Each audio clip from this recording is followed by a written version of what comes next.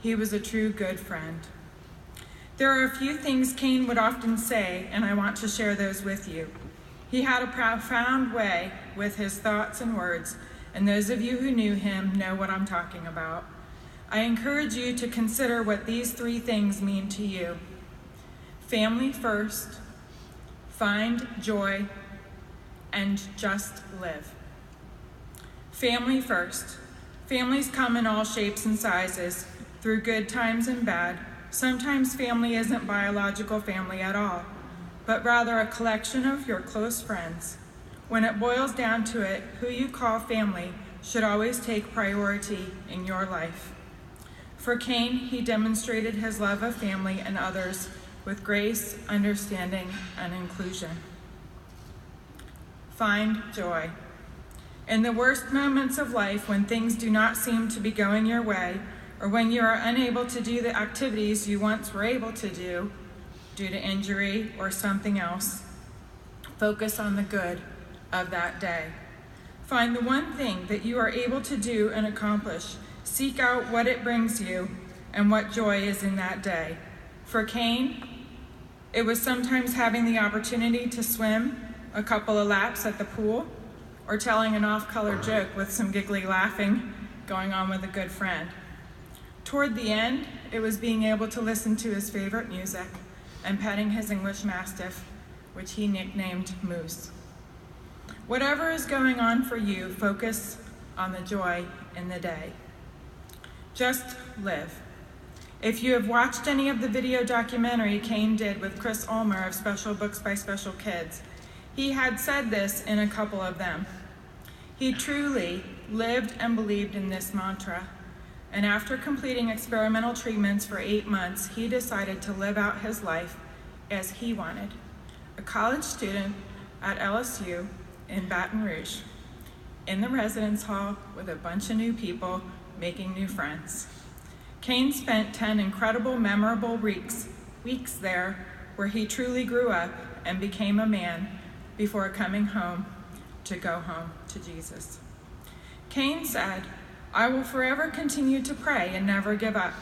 With DIPG, there may be little hope, but with God, there is unimaginable hope.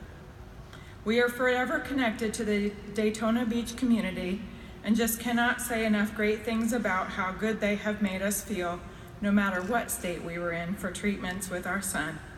My prayer is that you now feel a little more connected to our community after tonight, and know that all of you are doing what you are doing to support these athletes is making a difference in the lives of families like ours and in the lives of children like our fighting tiger Kayne." At 17, Kayne formed his own foundation. He was part of the Academy of Finance at Spruce Creek, and it was called Cannonballs for Kayne. A movement started with a hashtag in the swimming community as a way to cheer him up and root for him. Now our family runs this foundation to honor him with the hope to grow and be successful in finding a cure for all kids.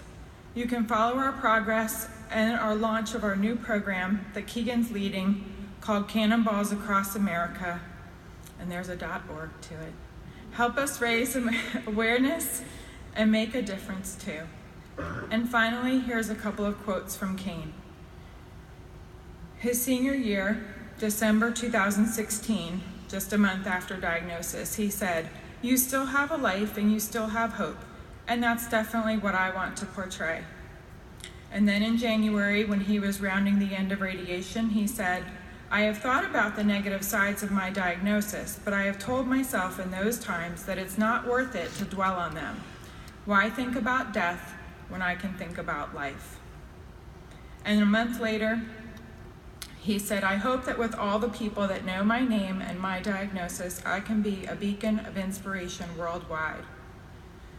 We believed Kayne was going to get a miracle up to the very end, and what Kayne learned and taught us was that the miracle wasn't necessarily in living here on earth through pain and suffering. The true miracle was in going to heaven.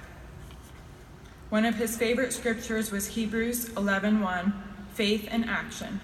Now faith is confidence in what we hope for, and assurance about what we do not see. In the News Journal video last year where he received the prestigious Courage Award, Kayne said, "Courage to me is just when something awful strikes or changes your life. Instead of accepting what happened and being like, dang, I can't do it anymore, I'm done, I'm finished. You have to take a step. When you take the step to be like, you know what? I can do this. I can overcome this. I've demonstrated courage by getting an awful prognosis and taking that information and being like, you know what? You may say that, but I'm still going to be healthy. I'm still going to push on. I'm still going to try to live a normal life no matter what." That, to me, is courage. In closing, do not be sad for Kayne or that he is no longer here. Do not be afraid.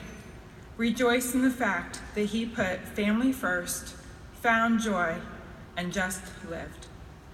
And rather than a moment of silence for our sweet brother who has gone home and away from us 6 months now, I ask that you honor Kayne with a round of applause for a job well done.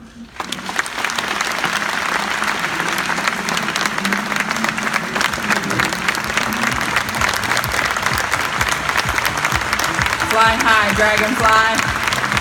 Thank you, and God bless you.